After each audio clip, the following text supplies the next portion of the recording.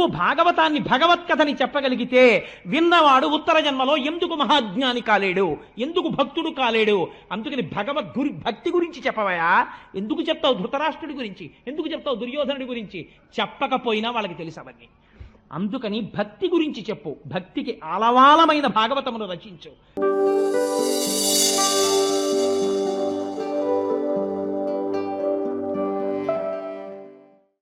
నారదుడు ఎందుకయ్యాడో తెలుసా అండి?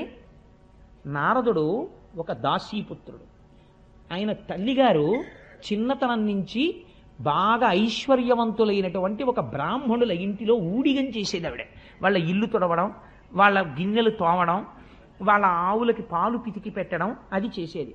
తల్లి ఎక్కడికి వెడితే అక్కడికి ఆ కొడుకు కూడా వెళ్ళిపోతుండేవాడు.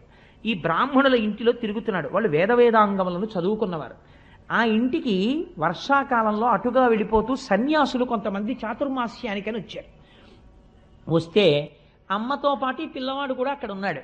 ఒరే, రోజు నువ్వు స్నానం చేసేసి పొద్దున్నే కాస్త వాళ్ళకి పీటలు వేయడం, దర్భాసనాలు వేయడం, వాళ్ళ మడిబట్టలు తీసుకురావడం, ఇలాంటి పనులు చేస్తూ ఉండరా అన్నాడు యజమాని. నారదుడు రోజు స్నానం చేసి వీళ్ళకి ఆ బట్టలు తీసుకొచ్చి అక్కడ పెడుతుండేవాడు. వాళ్ళు సన్యాసులంటే లోకమంతటా పరబ్రహ్మమును చూసేవాళ్ళు. దాసీపుత్రుడు అని కూడా వాళ్ళు చూడలేదు. వాళ్ళు 2 గొప్ప వరాలు ఇచ్చారు నారదుడికి. ఏమిటో తెలుసా అండి? 5 సంవత్సరముల పిల్లవాడు తమకి చేస్తున్నటువంటి సేవ చూసి వాళ్ళు తినగా మిగిలినటువంటి ఉచ్ఛిష్టాన్ని నారదుడికి ఇచ్చేవారు. ఇది నువ్వు తిను అని. వాళ్ళు మహాభాగవతులు. వాళ్ళు తినగా మిగిలినటువంటి భాగవత శేషాన్ని తిన్నారు.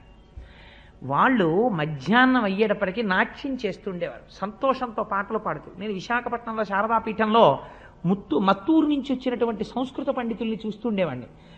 వాళ్ళ పిల్లలు కూడా ఇంతంత పిల్లలు కూడా సంస్కృతంలో మాట్లాడతారు. మా దొరగారు చూసినట్టున్నారు. ఇంత పిల్లకలు పెట్టుకుని తెల్లవారకట్ట లేచి సంధ్యావందనం చేసుకుని అభిషేకాలు చేసుకుని అవి చదువుకుంటుంటారు. వాళ్ళ ఆడవాళ్ళు కచ్చా పోసి పట్టుచీరలు కట్టుకుని సౌందర్యలహరి ఎంత బాగా చదువుతుంటారో. రాత్రి అయ్యేటప్పటికి ఇన్ని పాలు తాగి 2 పళ్ళు తిని పడుకుంటుంటారు. ఇంతంత ఎత్తున బ్రహ్మవర్చస్సు ఉట్టి పడిపోతూ ఉంటారు వాళ్ళు. అలా ఆ వచ్చిన సన్యాసులు పొద్దున్న లేవడం, భగవంతుణ్ణి అర్చన చేసుకోవడం, ఆ వేదాంగాలు చదువుకోవడం, చర్చ చేసుకోవడం, మధ్యాహ్నం అయ్యేటప్పటికి భగవంతుణ్ణి స్మరిస్తూ నాట్యం చెయ్యడం, పొంగిపోవడం చేసేవారు. ఈ పిల్లాడికి ఏం తెలియదు, కూర్చుని వాళ్ళ వంక చూసి ఎంత బాగుందో అని పొంగిపోతుండేవాడు. ఆఖరికి చాతుర్మాస్యం అయిపోయింది. వాళ్ళు వెళ్ళిపోతున్నారు. వాళ్ళు ఏమిస్తారండి? ఇప్పుడు ఒక సన్యాసి వెళ్ళిపోతూ తనకి సేవ చేసిన వాడికి ఏమిచ్చి వెళ్ళిపోతాడు? అబ్బాయి నువ్వు 1000 రూపాయలు ఉంచుకోరా అని సన్యాసి ఇవ్వడు కదా. అందుకని ఇప్పుడు వెళ్ళిపోతూ పిలిచి నిష్కపటత్వంబున సదాచారుండనై, నాకేమీ తెలియకపోయినా ఏ కాపట్యం లేకుండా మనస్సులో వాళ్ళ మీద ఉన్నటువంటి అపారమైన భక్తి చేత నే సేవించగా నిష్కారుణ్యంబున, వాళ్ళందరూ కూడా కారుణ్యమని చెప్పడానికి కూడా లేదు, అంత వాత్సల్య చిత్తంబుతో వాళ్ళు నన్ను పక్కన కూర్చోపెట్టి ఉపదేశించిరి నాకు ఈశ్వర రహస్యోదార విజ్ఞానమున్. వాళ్ళ ఆఖరణ దగ్గర కూర్చోపెట్టుకుని, ఒరే అబ్బాయి నేను మీకు ఇంతకన్నా ఏం చెయ్యగలనరా? అపచారంబులు లేక నిత్య పరిచర్యాభక్తియుక్తుండనై చపలత్వంబును మానినే కులవగా సంతుష్టులై వారు నిష్కపటత్వంబున దీనవత్సలతో కారుణ్య సంశీలురై ఉపదేశించిరి నాకు ఈశ్వర రహస్యోదార విజ్ఞానమున్. అది వాళ్ళు చేసిన మహోపకారం. ఒరే నువ్వు రోజు లేచి మాకు ఉపకారం చేశావు, మాకు సేవ చేశావు, రా నీకు జ్ఞానం చెప్తామని కూర్చోపెట్టుకుని వాళ్ళకి కృష్ణ పరమాత్మ మీద ద్వాదశాక్షరి మహామంత్రాన్ని ఉపదేశం చేసేసి, ప్రణవోపదేశం చేసేసి, ఆ పిల్లవాడికి కూర్చోపెట్టి ఈ లోకమునందు మాయ ఎలా ఉంటుందో సత్యం ఎలా ఉంటుందో చెప్పేశారు. చెప్పేగానే ఇంతకాలం అటువంటి వాళ్ళని సేవించి ఉన్నాడు. సత్పురుష సాంగత్యం, సత్సంగత్తే నిస్సంగత్తే నిర్మోహత్తే నిశ్చలసత్తే జీవన్ముక్తి. అటువంటి సత్పురుషులతో తిరిగి హృదయం అంతా పరిశుద్ధి అయిపోయింది. వెంటనే ఈయనకి మనసులోకి అందేసింది. పైకి అమ్మతో తిరుగుతున్నాడు కానీ ఆ సన్యాసులు వెళ్ళిపోయారు, చాతుర్మాస్యం అయిపోయింది. లోపల ఆ శ్రీమన్నారాయణుణ్ణి తలుచుకుని పొంగిపోతూ రోజు అమ్మతో వెళ్ళేవాడు. ఒకరోజు చీకటి పడిపోయిన తర్వాత ఆ బ్రాహ్మణులు పిలిచి, అమ్మ పెరట్లోకి వెళ్ళి ఆవుల పాలు పితికి పట్టరా అన్నారు తల్లిని. ఆ తల్లి ఆవుల పాలు పితుకుదామని వెళ్ళింది. అక్కడ ఒక పెద్ద త్రాచుపాం పడుకుంది. ఆవిడ చూడకుండా దాని మీద కాలేసింది. ఆ త్రాచుపాం ఆవిడ్ని కరిచేసింది. తల్లి చచ్చిపోయింది. అప్పుడు ఆయన పిల్లవాడు అనుకున్నాడు, అమ్మయ్యా నాకున్న ఒకే ఒక బంధం తెగిపోయింది.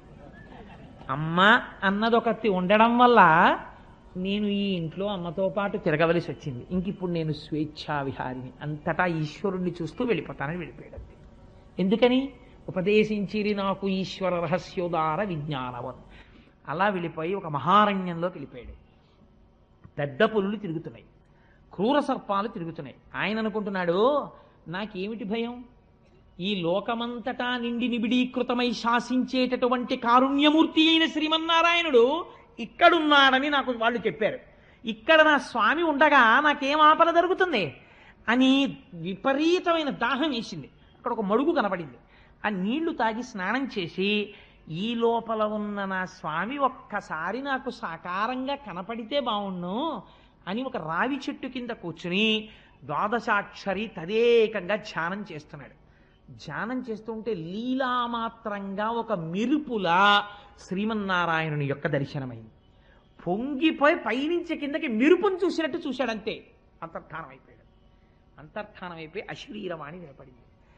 ఈ జన్మలో సత్పురుషులతో తిరిగినటువంటి అదృష్టం చేత, వాళ్ళ మాటలు పట్టించుకున్న కారణం చేత నీకు లీలామాత్ర దర్శనం ఇచ్చాను.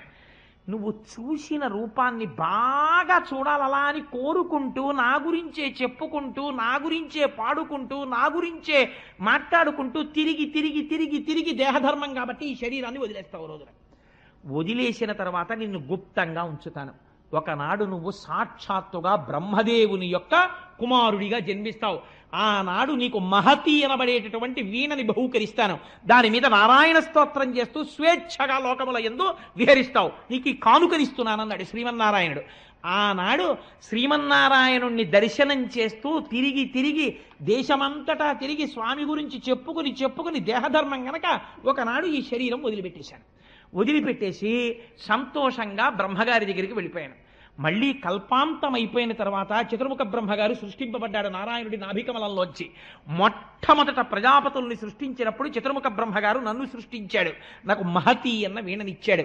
ఆ వీణ సర్వకాలముల యందు భగవంతుడికి సంబంధించిన స్తోత్రమే పలుకుతుంది. నేను ఆ నారాయణ నామము చెప్పుకుంటూ లోకములంతటా స్వేచ్ఛగా తిరిగేస్తుంటాను. నేను వైకుంఠానికి వెళ్ళిపోతాను, కైలాసానికి వెళ్ళిపోతాను, సత్యలోకానికి వెళ్ళిపోతాను, ఏ ఊరు పడితే ఆ ఊరు వెళ్ళిపోతాను. ఎక్కడికి వెళ్ళినా లోక సంక్షేమమును ఆవిష్కరిస్తాను, భగవత్ శక్తి గురించి మాట్లాడతాను. అది తప్ప ఇంకొకటి నాకు రాలేదు. వ్యాస, నేను ఇవాళ ఇంతటి వాణ్ణి ఎందువల్ల అవగలిగాను? ఒకనాడు దాసీపుత్రుడనైన నాకు నలుగురు సన్యాసులు ఉపదేశించినటువంటి జ్ఞానము ఇవాళ నన్ను ఈ స్థితికి తెచ్చింది. ఉత్తర జన్మలో, రెండో జన్మలో నారదుడిని అయిపోయాను.